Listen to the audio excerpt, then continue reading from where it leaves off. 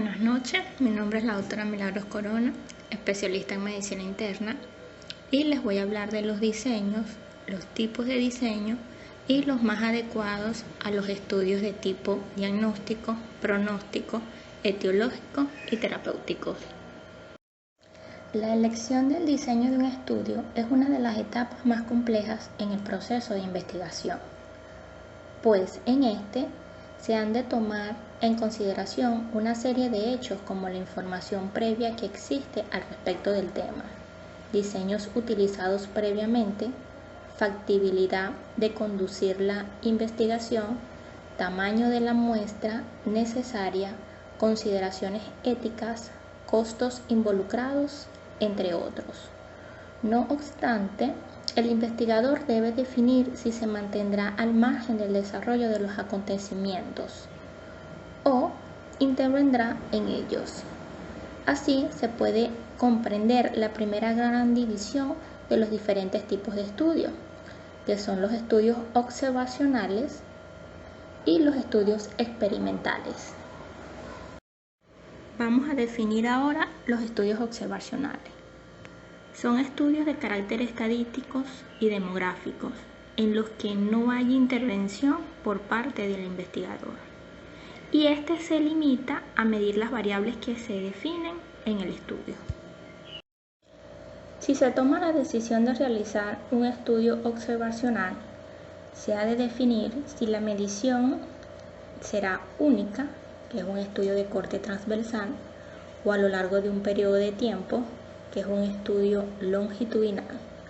Por otro lado, se ha de considerar si el estudio se centrará en hechos pasados, estudio retrospectivo, o si se seguirán los individuos en estudio a través del tiempo hacia el futuro. Es un estudio prospectivo.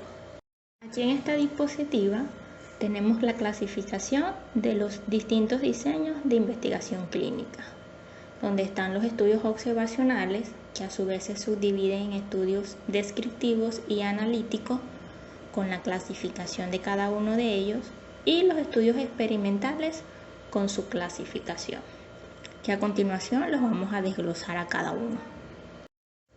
Como lo vimos en la lámina anterior, los estudios observacionales se clasifican en descriptivos y analíticos.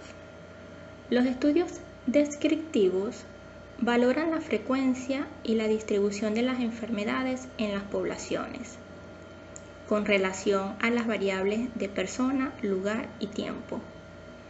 Estos pueden aportar indicios que contribuyan a generar hipótesis entre asociaciones sobre factores de exposición y estados de salud o enfermedad.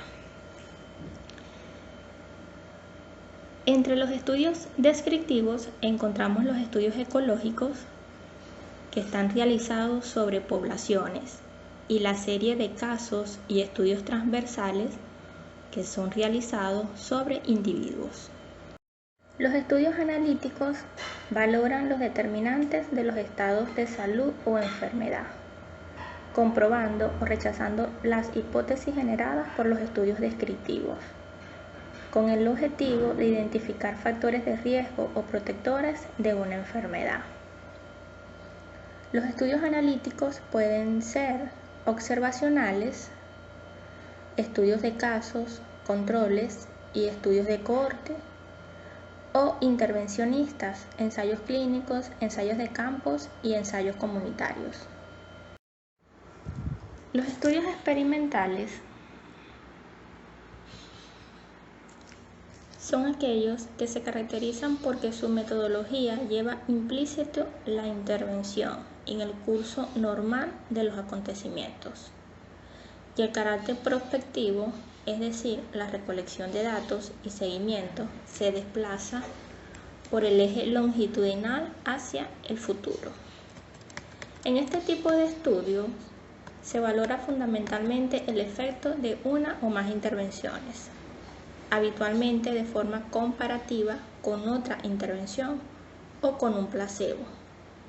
Por ende, una de las cuestiones esenciales de planificar es la forma en que se decidirá entre los participantes del estudio quiénes van a recibir la nueva intervención o la que está comparando con el estudio o con la intervención estándar. Reporte de casos y serie de casos. Consiste en la descripción cuidadosa y detallada de casos clínicos, constituyendo la única diferencia entre ambos el número de sujetos estudiados. De tal forma que, cuando el número de sujetos en estudio es igual o inferior a 10, se habla de reporte de casos, y cuando el número de casos es superior a 10, se considera serie de casos. Son los diseños más comúnmente encontrados en las revistas científicas, y en este tipo de estudio no existe un grupo de comparación. Se trata entonces de la observación y descripción de características de uno o de un grupo de sujetos que presentan un cuadro clínico, una enfermedad poco frecuente, una manifestación poco usual de una enfermedad, o que han sido sometidos a una modificación terapéutica, o que respondieron de manera inusual a un tratamiento determinado. Estudios de corte transversal. Su característica fundamental es que todas las mediciones se hacen en una sola ocasión, por lo que no existen periodos de seguimiento. Con este diseño se efectúa el estudio en un momento determinado de la evolución de la enfermedad o de evento de interés. De esta manera no se puede distinguir si la exposición determinó el desarrollo de la enfermedad o el evento de interés, o solo afecta el nivel individual de la exposición. Los estudios de prevalencia son su exponente en este tipo de diseño, entendiendo como prevalencia la proporción de sujetos de una población determinada en un momento determinado que presenta una enfermedad o evento en interés. Para algunos factores que permanecen inalterables en el tiempo, como es por ejemplo el sexo y el grupo sanguíneo, este tipo de estudios proveen evidencias de asociación estadísticas válidas. En esta diapositiva observamos la estructura de un estudio de corte transversal.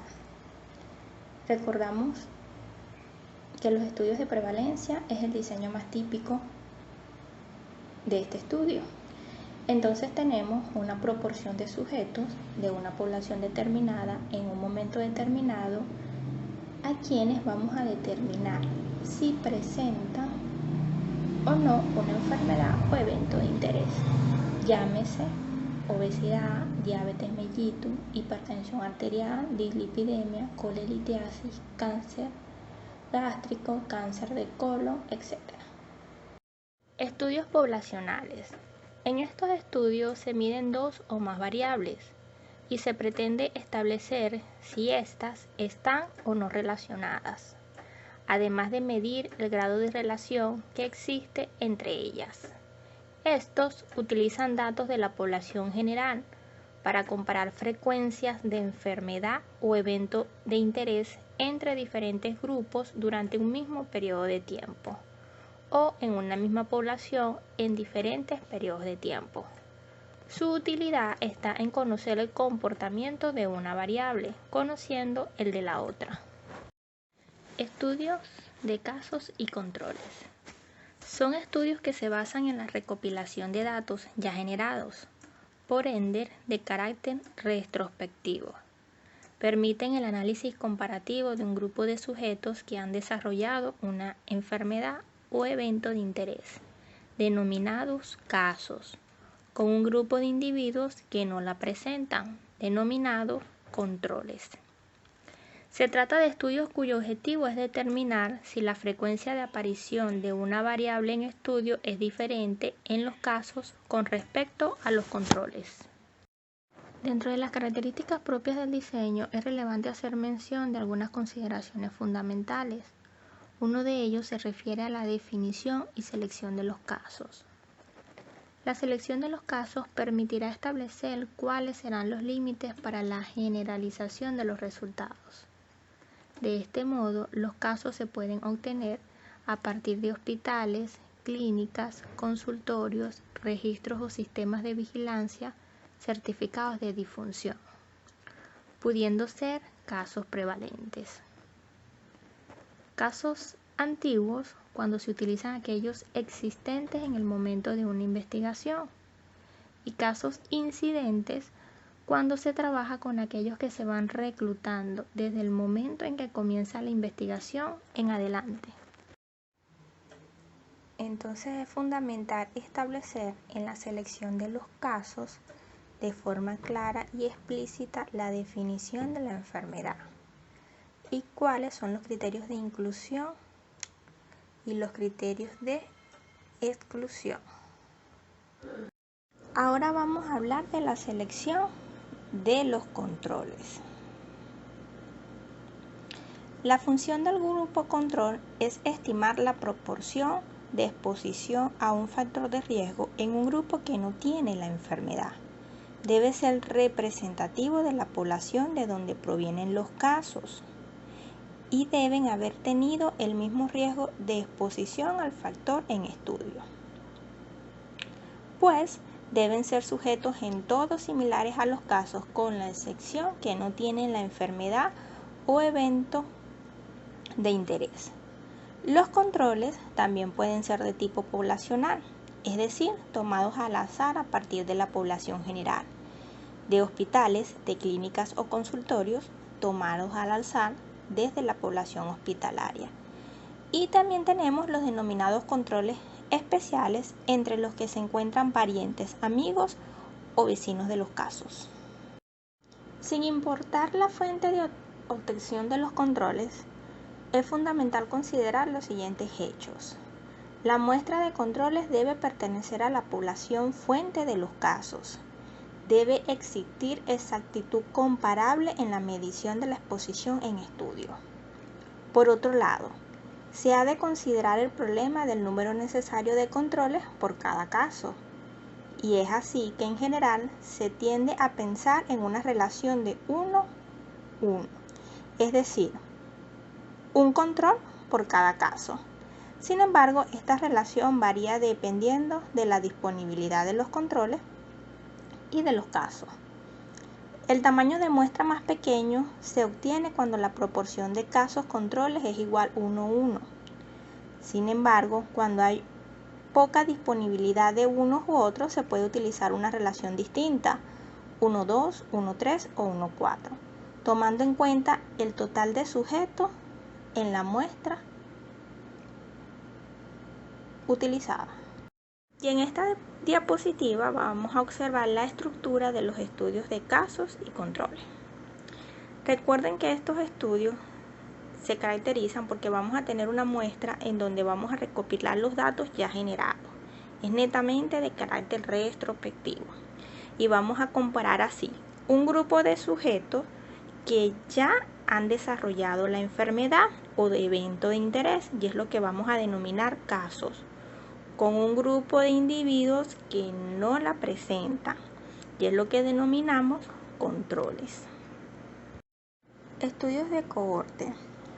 Son estudios en los que el investigador realiza una comparación entre grupos de sujetos, buscando factores de riesgo que pudiesen asociarse al desarrollo de eventos de interés, sin tener control sobre la exposición a estos factores en evaluación. Su objetivo es asegurar que la aparición de un caso nuevo de una enfermedad o de evento de interés difiere entre el grupo de individuos expuestos y no expuestos al potencial factor de riesgo. Al hablar de estudios de cohorte, tenemos que definir qué es una cohorte y qué es un factor de exposición. Cohorte es un grupo de sujetos que se siguen en el tiempo esperando la aparición de una enfermedad o de evento de interés. Un factor de exposición es aquel que puede predecir la variable resultado. Ahora bien, dentro de las características propias del diseño es relevante hacer mención de algunos aspectos fundamentales. Uno de ellos se refiere a la selección de las cohortes. Estas se han de seleccionar con base en la presencia o ausencia de exposición a un factor presumiblemente de riesgo para el desarrollo de una enfermedad o de evento de interés. La población expuesta se selecciona según el tipo de exposición. Así, en el caso de exposiciones comunes, un ejemplo sería el consumo del alcohol, los sujetos expuestos se pueden seleccionar a partir de la población. En caso de exposición poco frecuentes, un ejemplo serían factores ocupacionales, los sujetos expuestos se pueden seleccionar a partir de grupos especiales de la población. De esta forma, la medida de expresión será más exacta.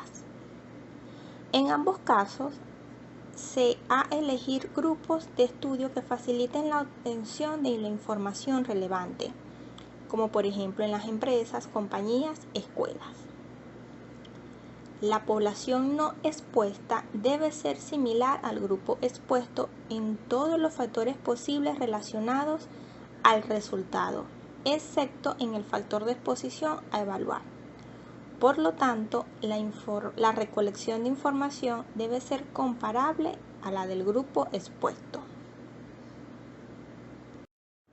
Otro aspecto a tomar en consideración en el diseño de los estudios de tipo cohorte es la definición de la exposición. Una vez definida la exposición, todos los sujetos potenciales deben de estar libres de la enfermedad o de evento de interés al ingresar al estudio. Todos los sujetos elegibles deben ser seguidos por un periodo de tiempo predeterminado para evaluar la ocurrencia de la enfermedad o evento de interés. También se ha de considerar las fuentes de información de la exposición. Estas nos permite clasificar al sujeto en expuesto y no expuesto. Nos aportan datos demográficos, datos sobre potenciales factores de confusión y nos dan cierto margen de seguridad que la información obtenida será comparable para todos los participantes. Sin embargo, se ha de considerar que pueden ocurrir cambios en los niveles de exposición durante el seguimiento. Este seguimiento, ojo, debe ser completo para cada individuo que compone cada cohorte. ¿Ok? Considerando que el porcentaje de pérdida de seguimiento de las cohortes no debe ser inferior a 80%. Existen diferentes tipos de estudio de cohorte. Los estudios de cohorte prospectiva o recurrente se definen como aquel estudio que puede ser utilizado para determinar el pronóstico e historia natural de algún evento de interés, con un seguimiento que comienza en el presente y se extiende hacia el futuro, periodo en el que se pueden medir y en forma acuciosa una serie de variables. En esto, la exposición al factor puede ya haber ocurrido, pero la enfermedad o el evento de interés aún no. Además, es el diseño que permite calcular la incidencia y riesgo. Por su parte, los estudios de corte retrospectiva o histórica son aquellos en que tanto la exposición como el evento de interés ya ocurrieron cuando se dio inicio al estudio. En estas, el seguimiento es desde el pasado hasta el presente. Son más rápidas y económicas que los estudios de cohorte prospectiva. Son de gran utilidad si los periodos de latancia entre la exposición y el desarrollo de la enfermedad o de evento de interés son prolongados. Para su ejecución requieren del acceso a fuentes de información preexistentes adecuadas. Esto implica que se pueden disponer de datos incompletos y por ende no comparables con los sujetos en estudio.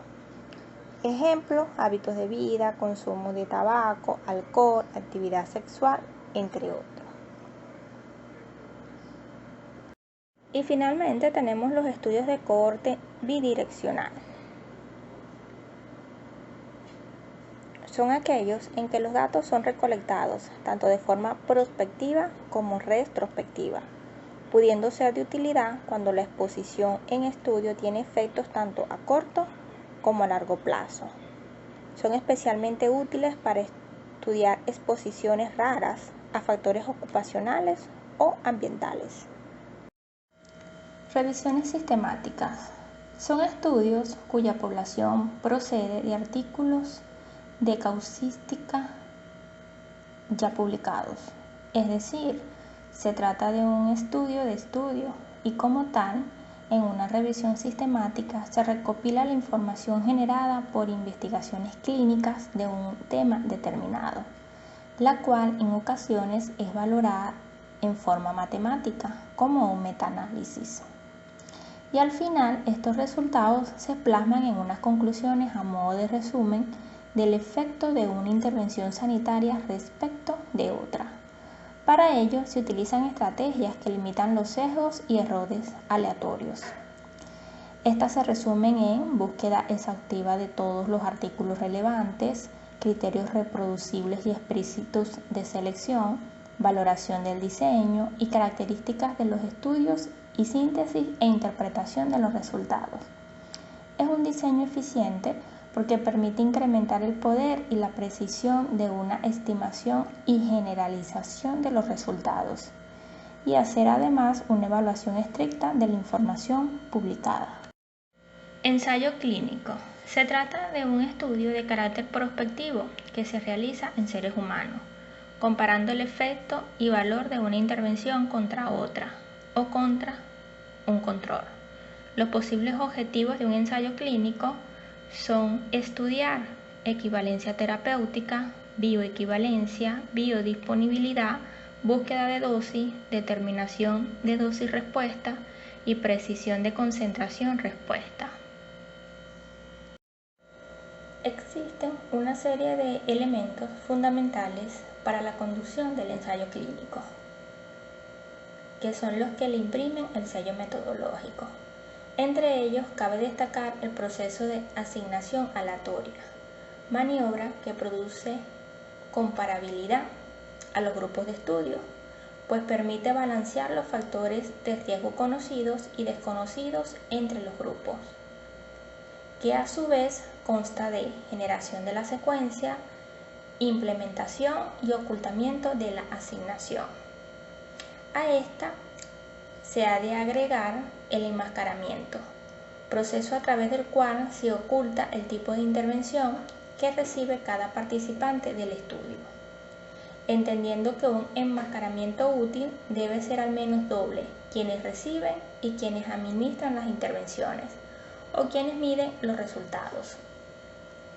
Otra característica de interés de este tipo de estudios tiene que ver con el tamaño de la muestra, la rigurosidad del reclutamiento de los sujetos, el análisis por intención a tratar, el análisis interno y los aspectos éticos propios. Existen, sin embargo, opciones de planificar un ensayo clínico. Una de ellas es el ensayo clínico controlado, con asignación aleatoria clásica, también conocido como ensayos clínicos explicativos clásicos, cuyo objetivo es probar efectos de intervenciones bien estandarizadas, en grupos de sujetos bien definidos y en condiciones controladas de forma rigurosa, en los que se valora el impacto y precisión de una intervención respecto de otra sobre variables clínicas o de laboratorio. Otros son los denominados ensayos clínicos pragmáticos, con los que se persigue valorar el o los efectos de una intervención sobre otra, en el escenario en el que son utilizados, es decir, utilizando población hospitalaria de urgencia. En ellos, las variables resultados suelen ser más simples, pero de gran relevancia para los usuarios. Ejemplo, calidad de vida, morbilidad, mortalidad.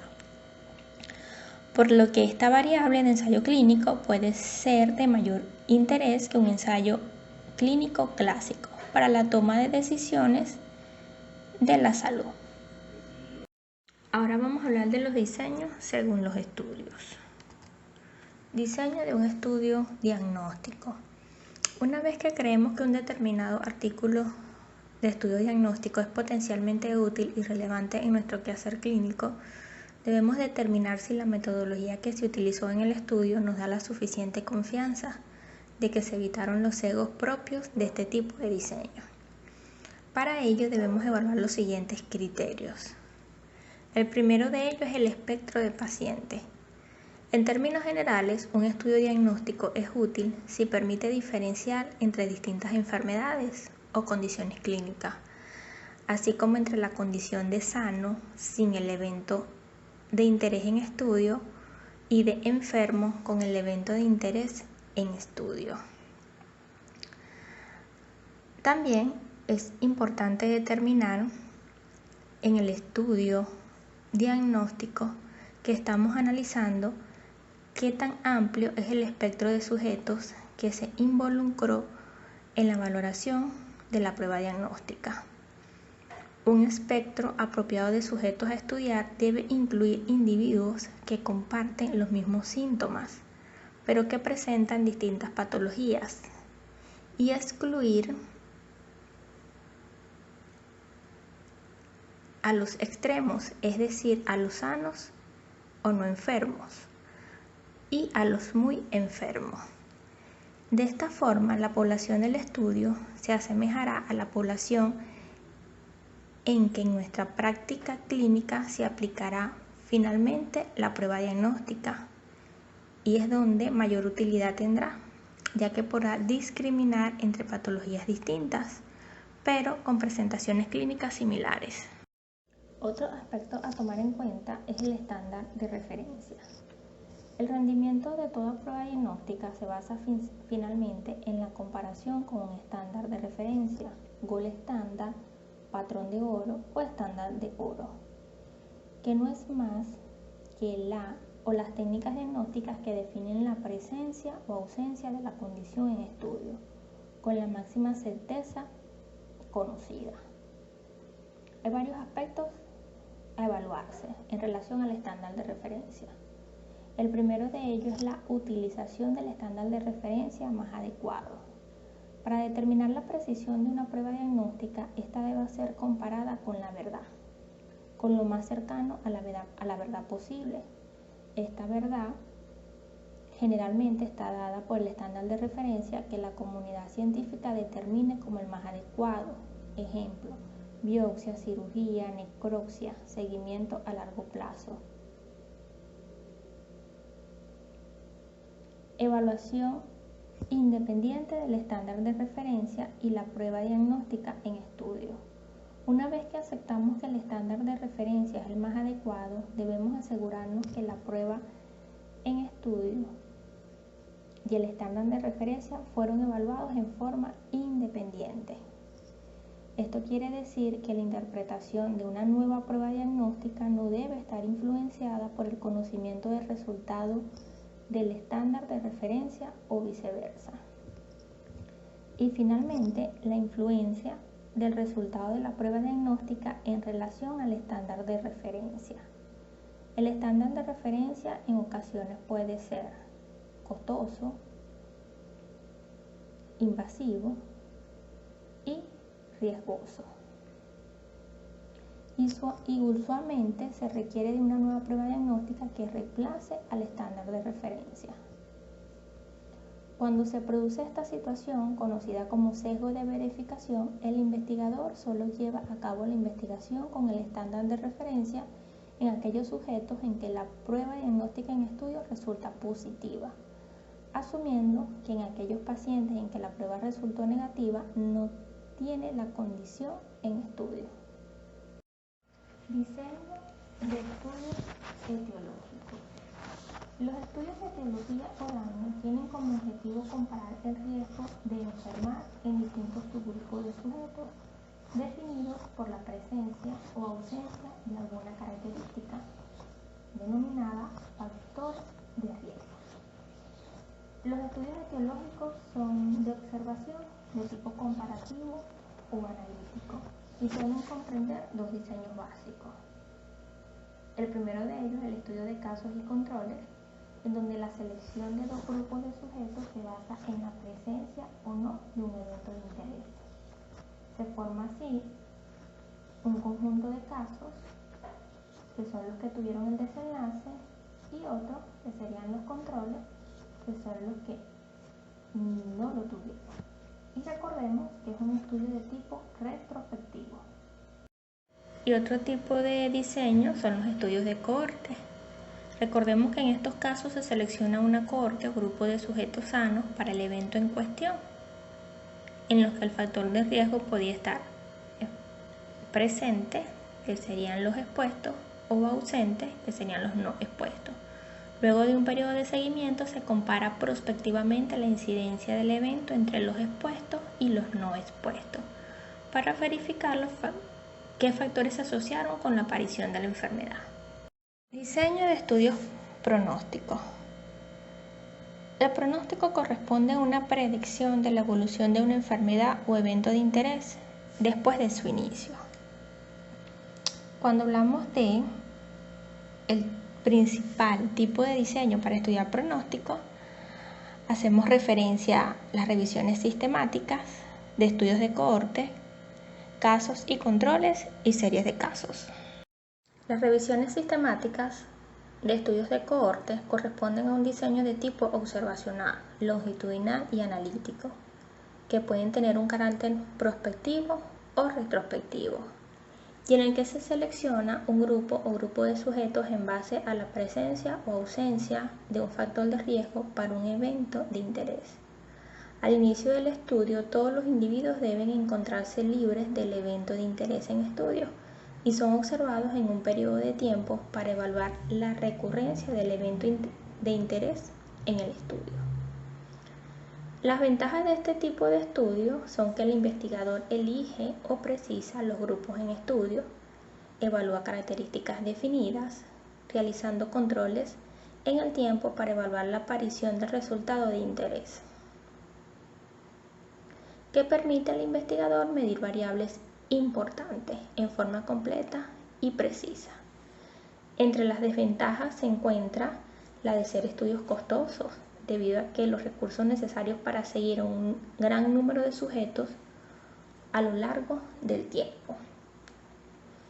Otros diseños que permiten estudiar de forma adecuada pronósticos son los ensayos clínicos, y se ha verificado además que un importante número de artículos de pronóstico corresponden a estudios de casos y controles y series de casos prospectivas y retrospectivas.